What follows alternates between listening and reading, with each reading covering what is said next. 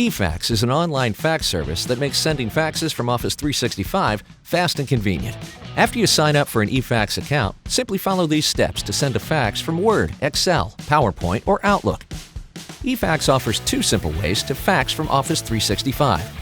The first way is with Efax Messenger. To fax from Office 365 using Efax Messenger, you'll need to download the Efax Messenger software on your computer. Then open a document from an Office 365 program. In the File menu, select Print. Select Efax Messenger as the printer. Click OK to print. Your file will appear in the Efax Messenger window.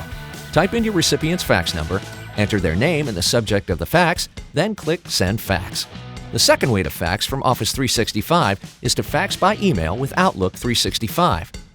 To fax from Outlook by email, just compose a new email message. Enter the recipient's fax number followed by @efaxsend.com.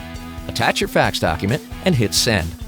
Whether you prefer to use Efax Messenger or fax by email, they both offer a fast and convenient way to fax from Microsoft Office. To see for yourself why Efax is the best Office 365 fax solution available, sign up today.